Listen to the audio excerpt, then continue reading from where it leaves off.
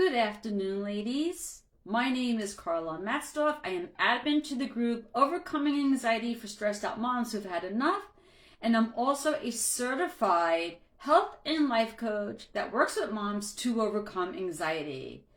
I usually go live every Thursday at 3 p.m. Eastern Time, and today I'm coming on to talk to you specifically about becoming your own safe person.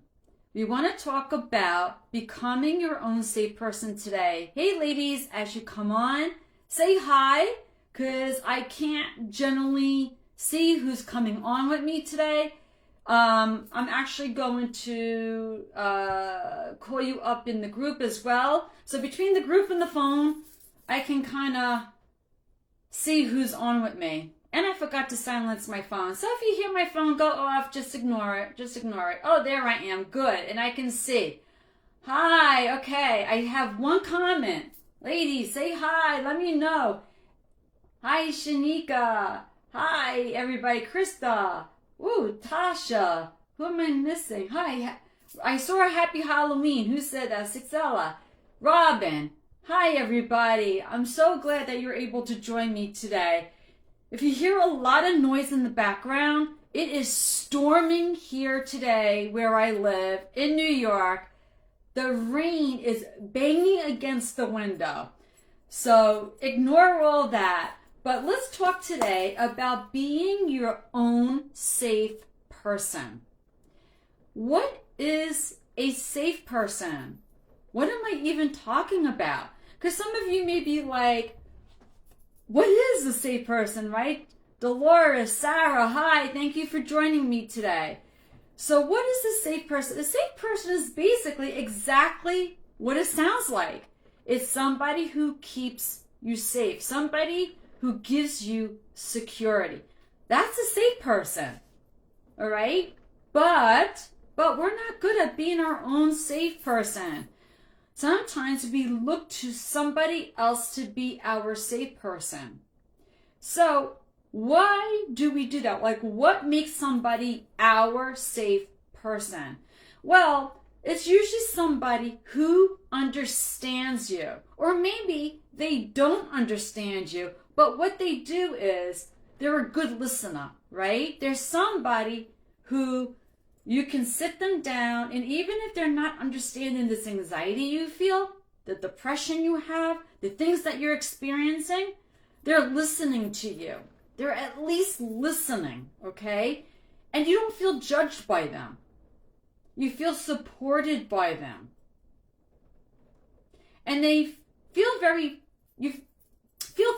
that they have patience with you, all right? That you're asking a lot of questions. You're always calling them up. And instead of, oh, there she is again, they seem to be very patient with you. And they tell you anytime, call me anytime. So you feel very safe with them. And they may even be the type to hold you accountable. So in other words, if they know that in order for you to overcome anxiety is to go to, let's say, your doctor appointments, or to take your medication, or to exercise, to get more sleep, maybe they'll call you up, or maybe they'll check in with you, text you, and be like, did you do it? Did you go? Did you take that pill? Did you exercise today? Did you do what you were supposed to do to overcome anxiety? So these are the people that we turn to help us feel safe and secure as we're trying to overcome anxiety.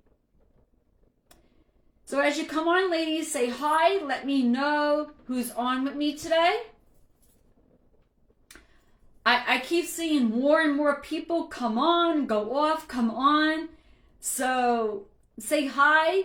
And as I'm talking, if you need any clarity, if you have any questions, make sure you let me know. I'm going to keep updating, because sometimes I can't see the comments on my phone, but I see them better on the computer. So, hi, we're talking about being a safe person. Okay, so I just gave you a good definition of a safe person why you choose somebody as your safe person. But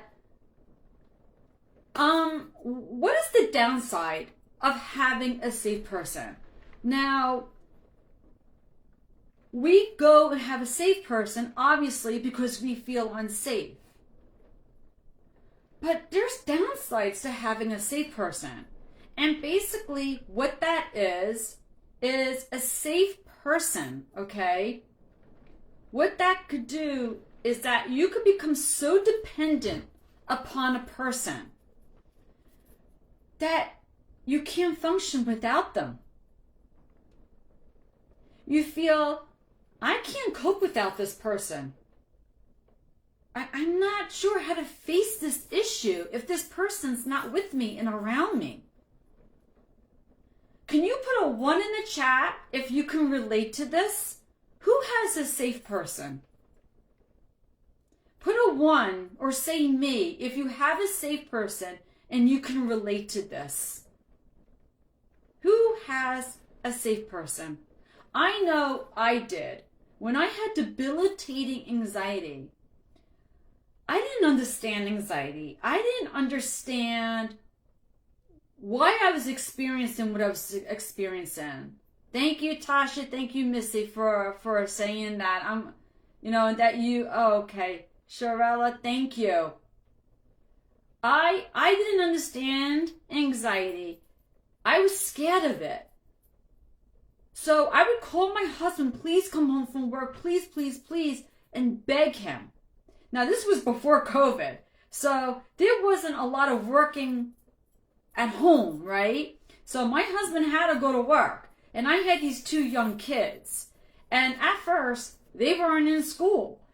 And I was so afraid to be alone with my kids because I didn't know that I was safe. The thoughts I was having, the feelings I was having, I felt crazy at times. I felt like I was dying. And I was just so afraid to be alone, especially with my children. Not that I thought I was going to hurt them, but what if something happened to me in front of them? So, be on the phone with my husband. Please, please, please. I mean, he had to work. The poor guy, he had to work. Otherwise, how were we going to live? He had to support us. I became so dependent upon him that I was not coping well. I was not functioning well. I wasn't functioning hardly at all. When he came through the door, I'd be like, the kids are over there. Go take care of the kids. And I would just like, I don't know. I don't remember. I would just be pacing everywhere. And I would just like try to function, not that he's home. I would feel safe that, okay, if something happens now, at least he's here. So, but I would just go off on my own. It's not like the anxiety went away or anything like that. It's just that it was a matter of being safe and feeling secure. But the thing was, it kept me in the anxiety cycle. It didn't really help me get, overcome anxiety. Because I felt like without my husband, I couldn't cope. I didn't know that I can do this on my own. He became my crutch. Kind of like medication. Does that make sense? Like we take medication thinking with the medication, I can be okay without, with the anxiety. But we all know the anxiety medications don't cure your anxiety, don't take away and help you, make you overcome anxiety. What they do is it's a crutch. It helps you just to deal with the feelings. Well, that's what my husband, my safe person, was becoming, a crutch. So the downsides are becoming very dependent and using your safe person as a crutch and keeping you in that anxiety cycle because you don't learn how to be without, facing that anxiety, facing your situations, your stress without your safe person, right? So what happens too is that your symptoms can get worse. Of course your symptoms will get worse because you're really not dealing with them. You're not facing what you're dealing with. So that can get so much worse. So what happens too is that we can form unhealthy relationships now because we have this safe person, and because we're not really growing, okay, we can form an unhealthy attachment to this person. Is this making sense, ladies? Can you put a 2 in the chat if this is making sense? That you can have an emotional attachment, a safe person, okay? So having an emotional attachment is just having a relationship with someone for security reasons, okay? So you're having this relationship with somebody, all right? Yeah, you love them, but the thing is, you are now more attached to this person because you need them to feel safe. Beyond how you felt with them before, you know? Like you may have always felt safe with your husband, your partner, your girlfriend, whatever. But now you need these people in a different way. You don't know how to be without them. That making sense, ladies? If anybody needs clarity, please let me know so that I can give more clarity. They provide comfort, protection, okay? And they validate things for you. Because when we have anxiety, especially like very debilitating anxiety, we don't feel safe, right? We don't understand what we're experiencing. Why we're going through this. So we constantly have to say to our safe people, you know, am I okay? You know, like I'm experiencing, you know, heart palpitations. I feel like I can't breathe. My stomach is upset. Like we constantly talk about how we feel to them because we want them to validate our safety. Is that making sense, ladies? So the more fear we add to our relationship, okay, we become more dependent on them. And what happens is this leads to, you know, us having even more anxiety because what if something happens to our safe person? What if our safe person becomes so tired of us, they leave us, they abandon us?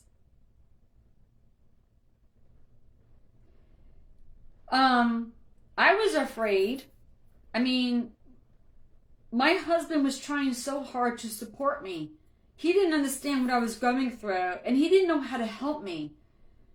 And it got to the point where I was calling him home so often that I remember one time I was laying on my living room floor. Why? I don't know. I was laying on the living room floor. I called him home. Please come home. Please come home. I'm on the floor. He comes in the door. He sees me on the floor. He grabs one of my kids and then looks at me and says, "Carla, please don't do this. Please don't do this again." And I knew right there in that moment, that is when I knew I was in trouble. My relationships were in trouble. Like, I was going to lose him. I was going to lose my kids. And I had to do something about this. So when you have that emotional attachment, okay, your anxiety is growing And you're starting to feel like, what if they leave me? What if something happens? And you start controlling the person and being possessive of them. Because, like, all right, let's say you're being invited, okay, to a wedding, to parties, barbecues with family and friends. You're turning down all the invitations because you're isolating yourself. You don't feel yourself. I don't want to go. You know, it's embarrassing. Look at me. I'm anxious and I don't feel safe being there. And because you're not going, you expect your safe person, if that safe person, let's say, is your husband and lives with you, okay? You can't go either, because if I don't go, you know, you can't go, you have to stay with me. And that's what started happening in my marriage. So my husband, I can see, was getting very frustrated. Frustrated that he had to come home. Frustrated that, you know, all my questions, always having to reassure me of how I was feeling. Every time I'm like, take me to the doctor, take me to the emergency room. Carla, you're fine. You were just there. They took all these tests. You're fine. You don't need to go back. But I'm dying. I'm having a heart attack. Carla, you're not having a heart attack. Can you relate to this, ladies? Give me a 3 if you've ever experienced this. So I had an attachment to my husband that went beyond my love for him, okay? This was more than just loving him. This was more like I expected him to protect me from something he couldn't protect me from. Does that make sense, ladies? When it gets that far, you just know something's got to change. What happens too, ladies, is that when we have a safe person, we can lose our identity. You know, it's like, who am I? With these thoughts and these feelings and having to be babysat every day, because that's what I felt like was happening. I was being babysat because I was not secure. I was very insecure with my ability to cope. And I was not trusting in myself, right? So it just became so difficult. And what became necessary was, that moment that I was lying on the living room floor and my husband was like, Carla, not again. Like, please don't do this again. Something had to change.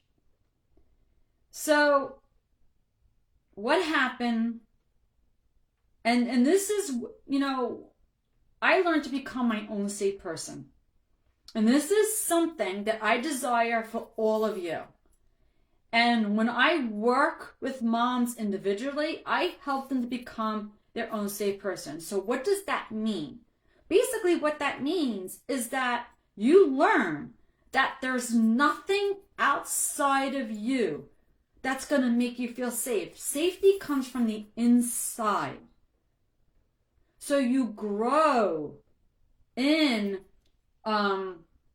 resilience and confidence, okay? And you know that no matter what happens outside, it's how you respond that's going to get the result, that's going to make it,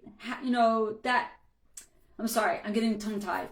It's how you respond that's going to determine what you experience, how you feel, okay? So basically, if you want to, I'm losing you, I'm sorry, because I'm not touching the board, so it's blacking out. Let me update just in case anybody said anything.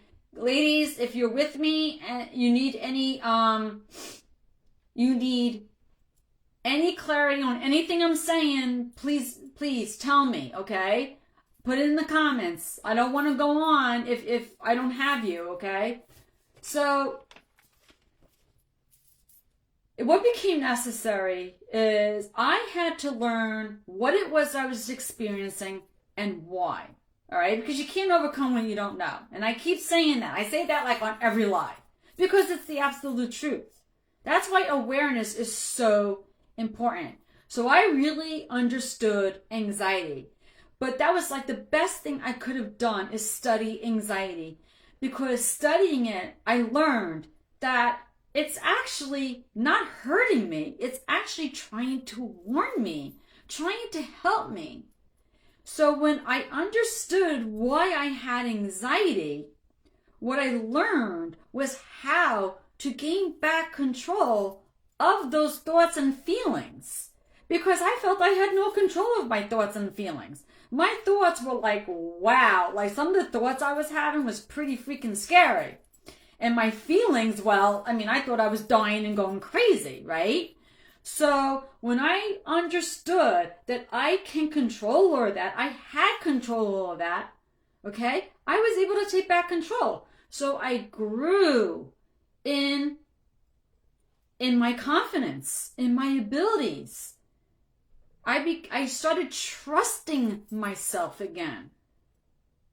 When that started happening, I didn't need a safe person. I didn't need a safe person.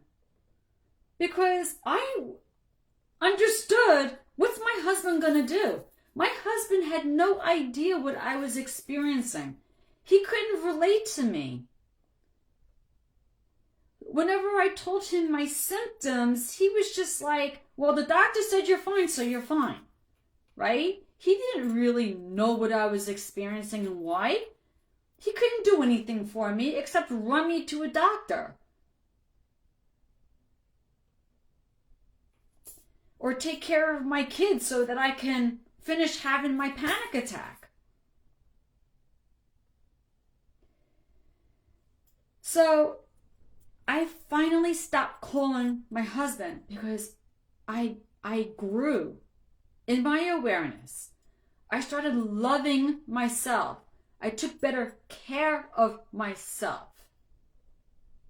When I started taking care of myself, I started to understand that mind-body connection, and I started having better well-being. So I knew my body, okay? I understood how I was feeling, because that's what really set me off too, was I didn't understand what I was feeling.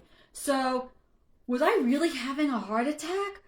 And not trusting, did I know I was really having a heart attack? Was I safe? Was I not safe? You know, was why I would call him home. Or if he couldn't come, I would call my parents, please come, please come. He can't come, so please be here. I had to be babysat because I didn't trust what I was feeling and the thoughts that I was having. But when I learned to understand anxiety and love myself and take better care of myself, okay, and I understood the mind-body connection and how my body felt, okay, how my particular body felt, all right, I was able now to self-regulate, and I have a whole live training about self-regulation, so I'm not going to get into that. But I understood, okay, to self-regulate. How long did it take you to feel 100% again? I get discouraged a lot. Yeah, Lisa, how long? Okay.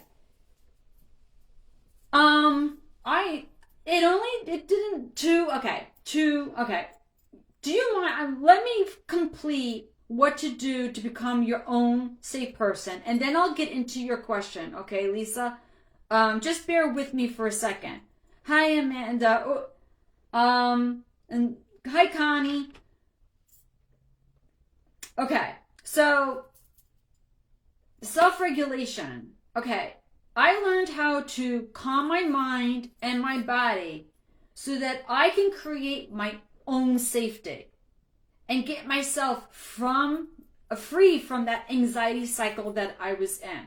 I no longer needed anyone to validate how I felt because I understood my body. I understood the mind-body connection. All right. So, and in my sense, nobody understood me anyway. How were they going to validate if I was safe? Only I could figure out if I was safe. I learned to talk to myself in a more supportive, empowering way. So as I grew in confidence, self-esteem, okay, I wanted to be I'm not going to say alone, but I was okay with being by myself, all right? Being alone with my children. And oftentimes I would go off in solitude. A solitude is not the same as being alone. Solitude is strictly going off by myself consciously, whereas alone, feeling alone can be conscious and subconscious, unconsciously. But when you go off alone in solitude, you're purposely going off by yourself, let's say to meditate, to pray, all right? So, and that's another thing. I also grew my relationship with God. So doing that, I didn't need a safe person also because I understood who's with me all the time. Who's with me always, always, always? Well, my God is always with me. And I understood that my prayers, became more effective because I was reading the Bible, understanding his words, what his words meant. And I was understanding that I was putting my trust more in man than I was in my God. Does that make sense? I was trusting more in my husband to keep me safe and not trusting in my God to keep me safe. So a lot of things were happening, growing in awareness of anxiety, learning to love myself and trust myself, to take better care of myself, to calm myself down, not relying on other things to calm myself down, to be able to be alone. And I embraced being alone. I understood that when I'm alone, I used to not like being alone because when I was alone, not just the fear of what's going to happen to me, but when you're alone, that's when you focus on the thoughts you're having, the feelings you're having. We don't like those thoughts and feelings, those really negative, scary thoughts and feelings, right? They made me feel so crazy at times. So, but I embraced being alone. And, that helped me build independence. That really helped me with building independence. I set boundaries for myself and others to make myself feel safe. I started really living in the present time without judging and trusting in my instincts. So when you have a safe person, and you have this unhealthy emotional attachment to them, that you feel I can't live without them, all right? Ladies, a lot of you coming and going as you come on, say hi. I'm talking about becoming your own safe person. Watch this for the beginning. It'll make more sense. And if you're still on from before, if you need more clarity, you have any questions, put them in the comments. I'm going to go over everything because I realize people are saying things. I will make comments about that at the end, okay? And I'll give you opportunity to ask questions. Okay, so if you find that you are very dependent upon your safe person. Okay, whether it's a spouse, whether it's your best friend, a parent, you're very dependent and you need them in order to function. Okay, you feel that like you're controlling them because like you're not allowing them to live their own life. They have to be there more for you. All right, you're becoming possessive of them. And things are getting unhealthy. You're starting to worry. What if they abandon me? What if they leave me? What if, start by focusing more on yourself, okay? Focusing more on loving yourself so that you take better care of yourself and having better self-care, if that makes sense, okay? You want to improve your life, and the way to do that is to focus on yourself.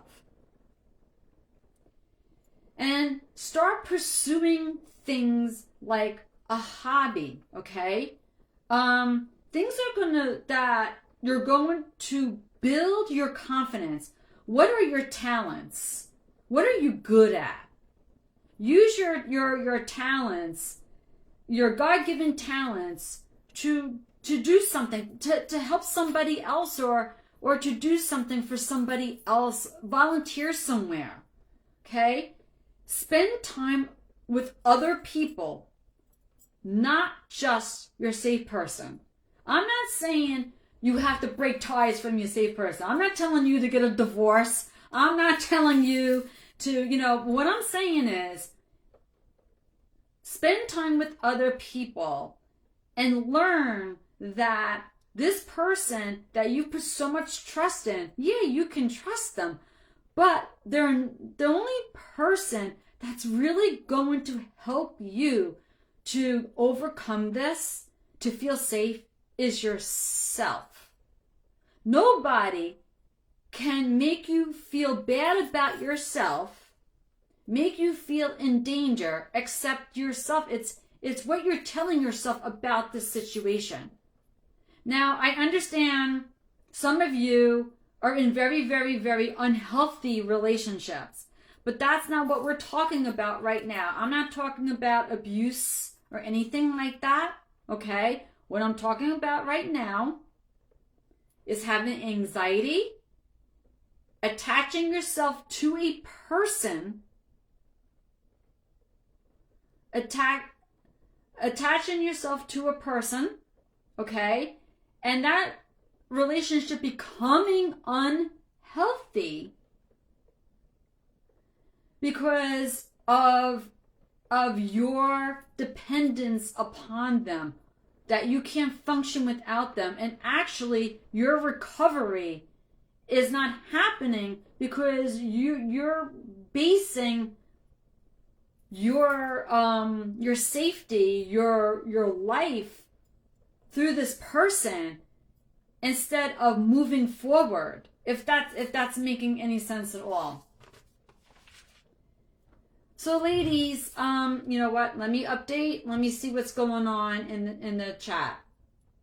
So ladies, let me know if you need clarity. Let me know if you have any questions about anything that I said about becoming your own safe person. Let me go through all these. Oh my God, there are 33 comments. But I got a feeling a lot of these are just saying hi. I worry because winter's coming and it'll be too hard. I'm managing good right now, even with the thoughts. I worry I'll get worse this winter. Okay, but what does that have to do with your safe person? Is it because you feel unsafe? I mean, it is true. I mean, do you have sad? Because it is true that people do get worse when things get darker, the weather gets worse. So that is something that can happen. For sure, the weather can affect how you feel, but we're talking about becoming your own safe person. So to feel safe is just to understand how that you do or can get worse with the change of weather, with the change of time, and what you can do about it and take precaution to feel, safe. For some reason, it won't let me scroll. What regulations do you use? Lisa, my regulations, I'm not sure. Are you talking about calming myself down? Self-regulating? Can you just, is that what you're talking about, Lisa? Self-regulation to calm myself down? If you could just answer that, Lisa. Tasha, how do you do that when you are so used to leaning on somebody? Okay, yes, Lisa. All right. Lisa, let me just stay with Tasha for a second. How do you do that? I guess you're talking about, I'm going to answer you, Lisa. How do you become your safe person when you're leaning on someone? Well, I already went through how to become your own safe person. I don't know when you came into the live, Tasha. I talked about that. So if you are leaning so much on somebody, to me that means that maybe you don't have a true understanding of what you're experiencing and why, and becoming more aware of your situation, what you're experiencing, and growing in confidence, okay, of handling this on your own is what's going to help you break free from that need of having a safe person, because you're going to understand that anything outside of you is not what's keeping you safe. What's keeping you safe is on the inside, okay? You learn to be your own safe person. You learn to talk to yourself. You learn to love yourself and take care of yourself and talk to yourself in a certain way. Re-listen to the live, and your Tasha, your question will be answered. Lisa, getting to you. And Joy, actually, you're asking this too. Is this nervous system regulation? Yes. Okay, I'm talking about, I learned to calm myself down. In other words, I didn't need, okay, to call my husband, my mom, dad, or have any kind of safe person anymore, because I learned to calm everything down. When a scary thought came in, or my heart was beating out of my chest, my stomach was turning, I understood the mechanics of anxiety. I understood why that was happening.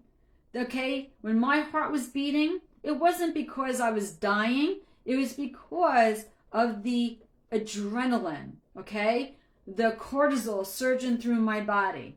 All right, and I understood the effects that hormones have on my system. And I did a whole live training about that, ladies, so catch that. And that will explain that to you. All right? That's why I'm saying, if you grow in awareness of anxiety, if you knew and understood anxiety, you will understand that the thoughts and the feelings you're having, you are safe. And you can gain control of them. So understanding where all those mechanics really helped me calm down. So I would breathe. I would talk to myself differently. Okay, those were the biggest things. And I would pray, and definitely recite a lot of biblical. So I'm trying to think of the ones that I used. Okay, so Philippians 4, okay, when in Philippians 4, just read that, ladies, the whole thing, okay? From the whole thing is important, because Philippians 4, you're told what to do with anxiety and where to put your focus, okay? So we are to focus our thoughts on what's lovely, pure, what's true, okay? We have a sound mind.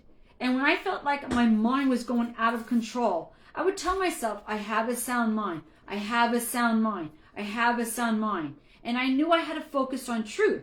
So I would put my focus on God's word, on what it says in the Bible.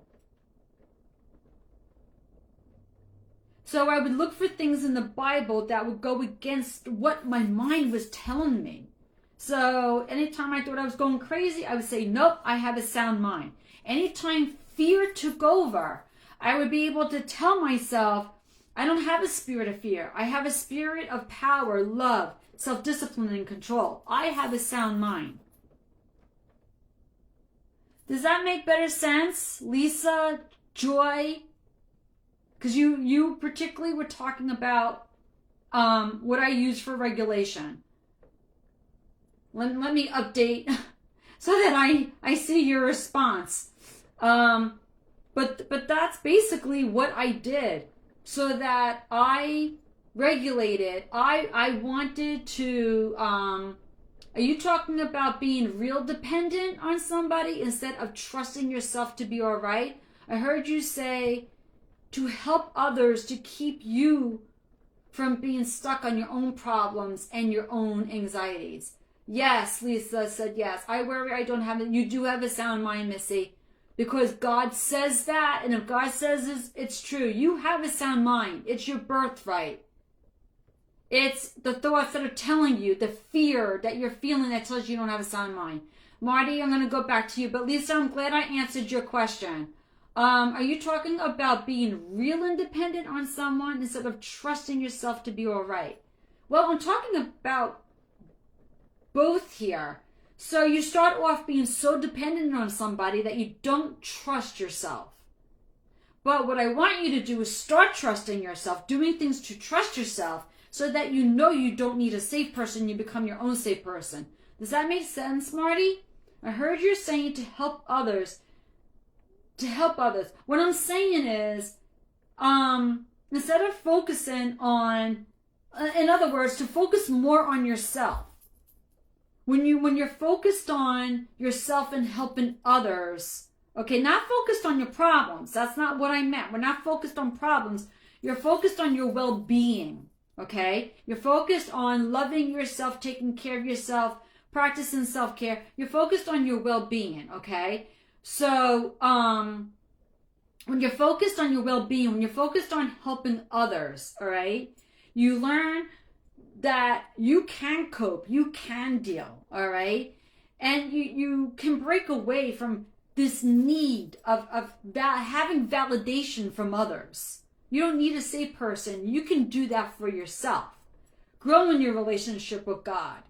Because all you do is need God. You don't need to be validated from others. You're safe, okay? God protects you. You know, He puts you in the shadow of His wings. You are protected, okay? I'm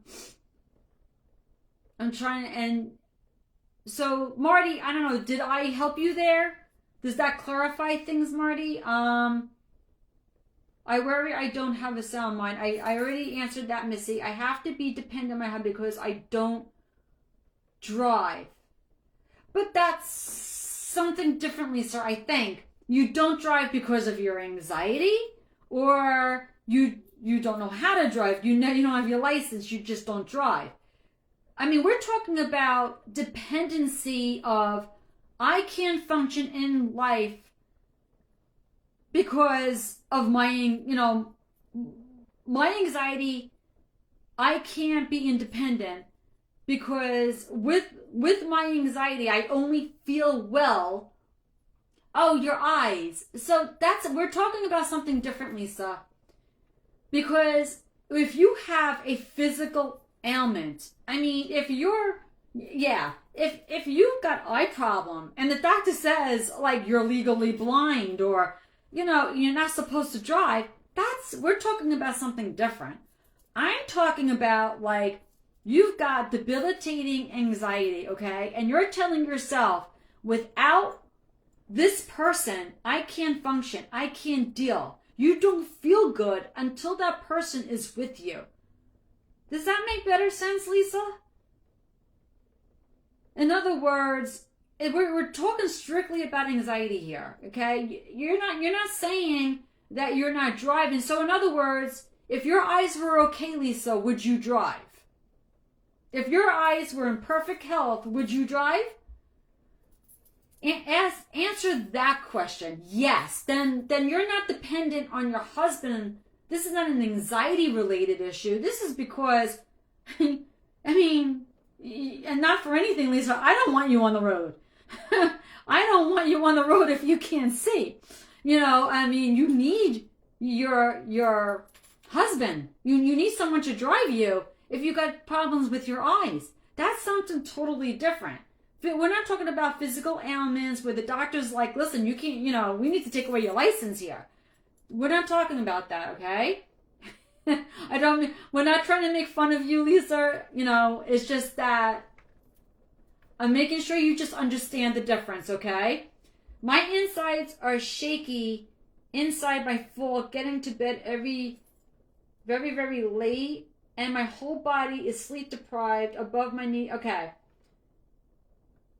What was your topic about and how long no, Marty, I'm sorry. I can't go through everything again. Please watch this live over and you'll get an idea of what the topic is about and what I talked about and how I can help you. I can just tell you it's about becoming your own safe person. All right? And then if you watch the live over, you'll get a great idea of what I mean by that, okay? But for those who have been on, do you have any questions about anything that I said? Any clarity? But at least I'm glad you asked that question because I don't want anyone to think that there are different ways of being dependent upon a person. We're strictly talking about having like an emotional dependence upon a person that you are using them to feel safe in life. They give you comfort. They give you security. They give you protection. They validate you in life. And without them, you're not functioning well. You don't know how to function without them. You lost your identity. Okay? That's not you, Lisa. Not with the driving, okay? But does everybody understand how to become their own safe person? Listen, if you're watching the replay, if you need any not validation, clarification, if you need any clarification or have any questions, message me anytime, okay? Otherwise, if there are no questions, all right, I'm gonna go. But listen, if you have a safe person and you're having a really hard time becoming your own safe person, please reach out to me. All right, we can work together so that you grow in awareness. Okay, you understand what it is you're feeling and why, and you become more resilient. You become more confident in yourself. And your self-esteem grows so that you don't need anything or anybody outside of you to feel well and to be well in life. You can do this. All right, ladies, if there's no other questions, be well, take care, and I'll see you at the next live. Take care. Bye.